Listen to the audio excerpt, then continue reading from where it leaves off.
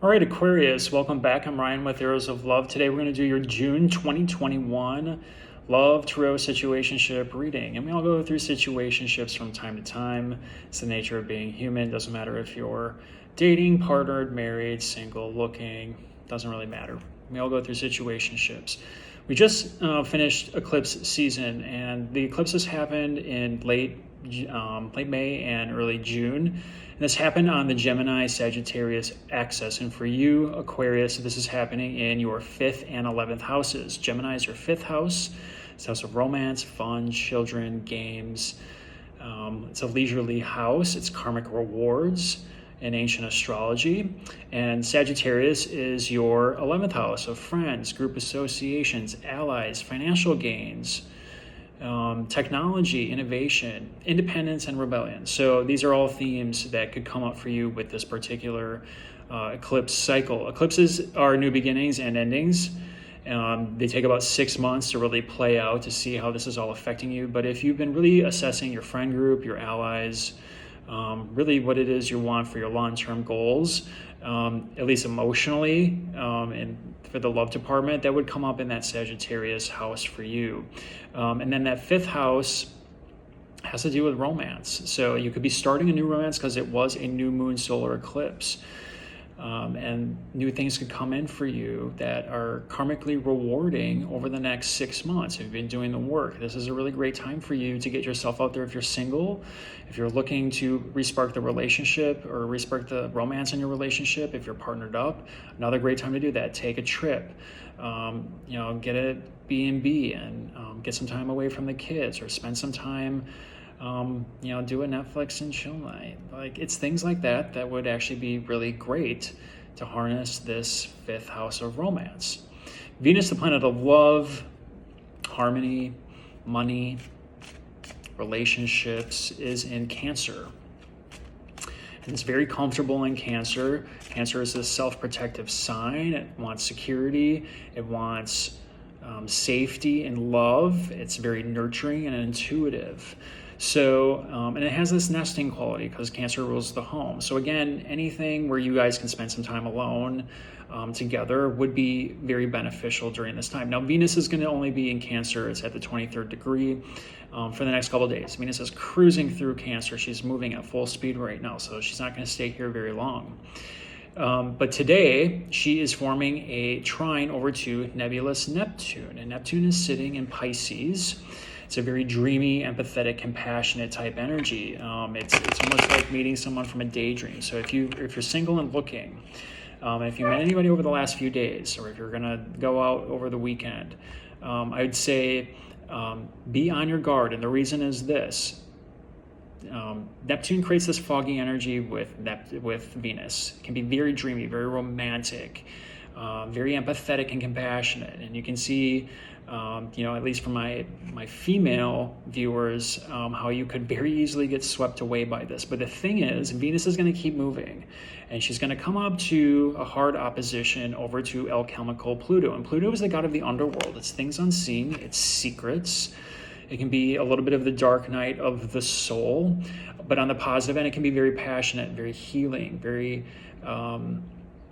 has almost like this healing quality to it. But don't get hung up on that too much, because the healing comes from the transformation from the dark night of the soul. So it's kind of one of these things where it's very transformational. And Pluto is sitting in that 12th house of yours in Capricorn.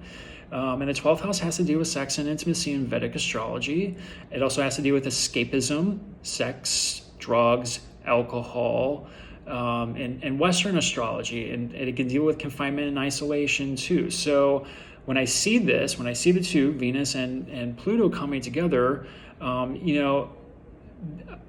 you could get swept away by emotion through Venus, Neptune. It can be very dreamy, very romantic on the surface. And then let's say you end up going back to the guy's house and it's a complete pigsty. It's just absolutely disgusting, where you want to get out of there. And you're like, this is not for me.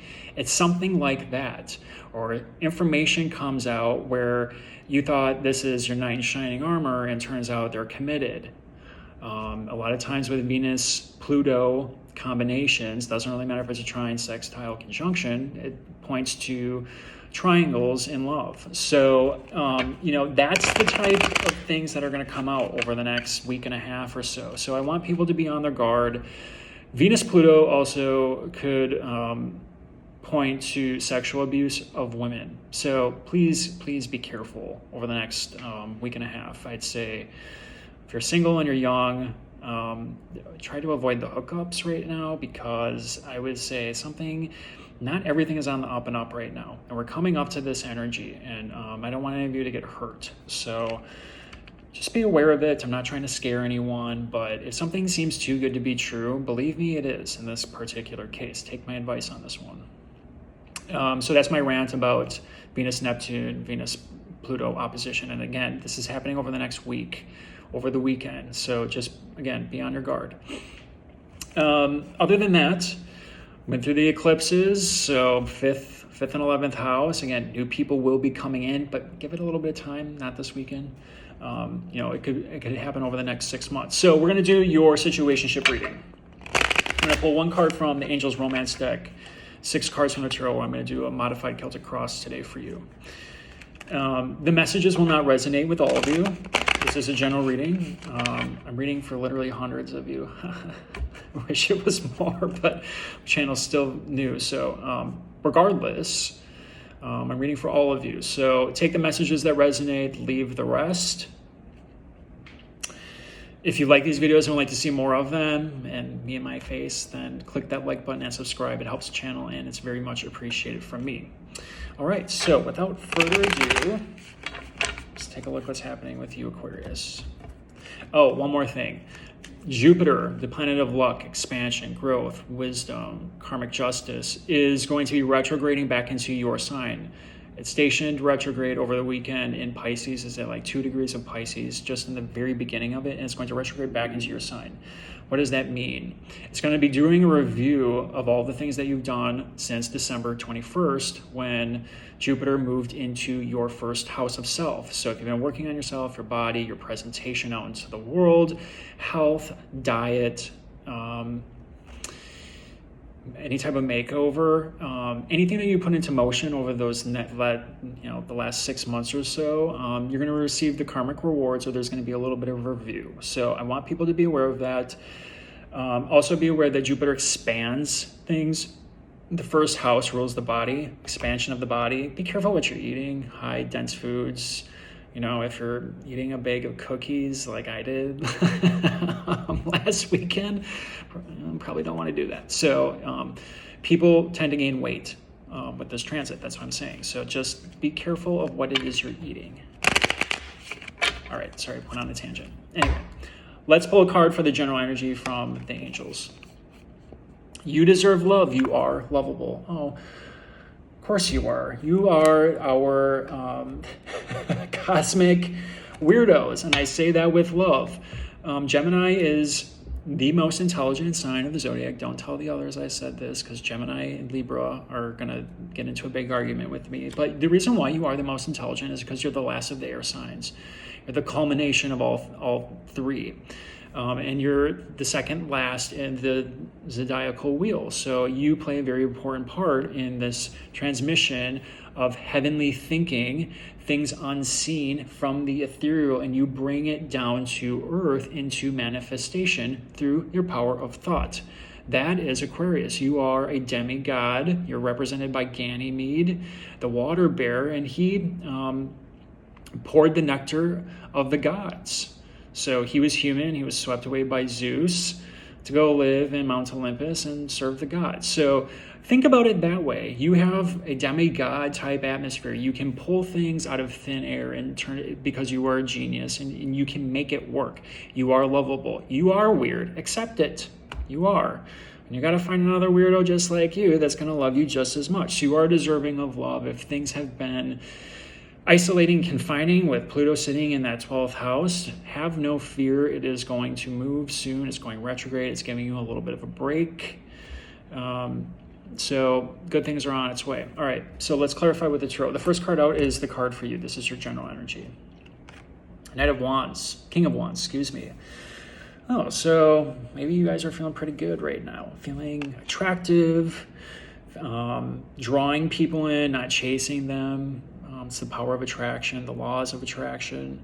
It's a great book. I highly recommend it for all of you. But the King of Wands is very much in his power. He knows what he wants. He goes for it. He's extroverted. He's going out. He's doing things. He's bringing people to him. He's using his magnetic energy to bring people to him. Okay, that's the King. Second card out. This is the issue in your situationship. 8 of Pentacles. So you're doing a lot of work. You want to see results. This is what you are conscious of in the relationship right now. Ace of Pentacles. New start of some type. This is what you're unconscious of, what you're unaware of. Oh, another ace. Ace of Swords. Wow. The limitation. 7 of Wands. Holding your ground. Knowing your value. Been telling a lot of signs that lately. And this is the outcome. 8 of Wands. The Arrows of Love. Here it is. This is what my channel was named after. Eros was the Greek form of Cupid, or the Roman form. I can't remember which one it is. But the Arrows of Love are very much communicating of love. Could be long distance travel. So let's talk about this. So you're deserving of love. Okay. Here it is. And here's the angel with the bow and arrow shooting the arrow. Here's the Arrows of Love. They're coming at you, Aquarius. Here we go. All right. So if this is very much you being in your power. You feeling good. Things are opening up. If you're single, it's time to get out there. If you're partnered up, maybe you've been working a lot on you. Okay.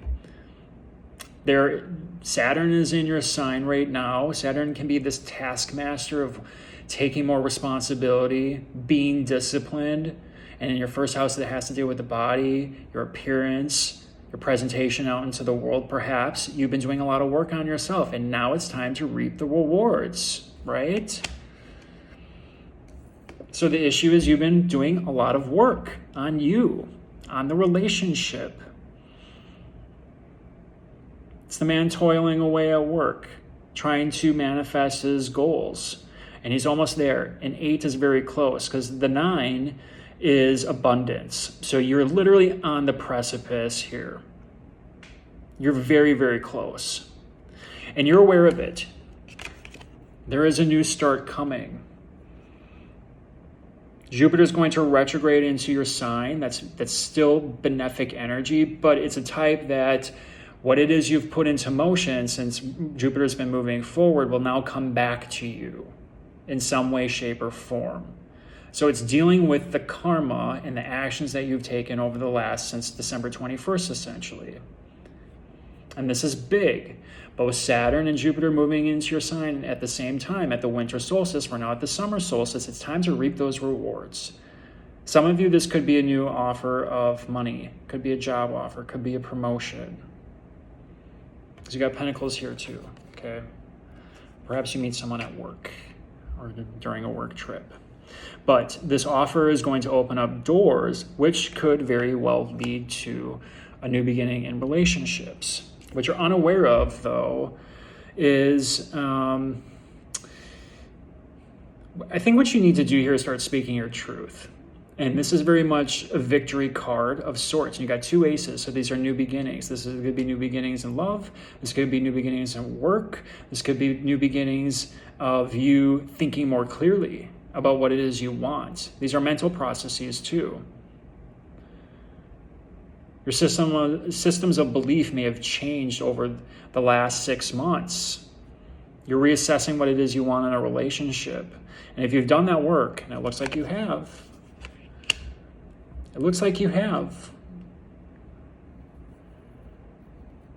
you get the new start here. There's 2 of them. This is massive energy. Massive energy. We got to speak your truth. What's in your heart? The limitation here is standing your ground. Knowing your boundaries and not willing to compromise. If you know what you want, then you need to start visualizing what that person looks like so you can bring them in. But this is very much you standing your ground on something. So you could be tested.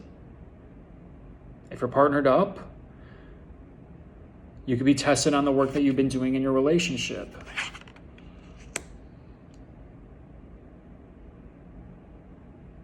Are you speaking your truth to each other so you know what these boundaries are? The outcome is the arrows of love. I think some of you need to take a trip. Libra got this card too. This has been coming out a lot in our readings this month, and it's because COVID is finally ending. Things are opening up. It's time for people to get out of the house, go take a trip, leave the kids at home, or take them along if you want to. But I think it's time to just get out. And I think this would do wonders for a lot of relationships out there if they could just spend time alone, feeling of freedom. This has an element of freedom. And rekindling that relationship, that spirit. Others of you, you've been toiling away at work, on yourself, on mental clarity, resources. This is time for you to also say what's in your heart. Let the other person know how it is you're feeling. But you need to stand your ground on something here. Boundaries are going to be tested. If you're single, it would also be a good time to take a trip. You might meet someone while traveling.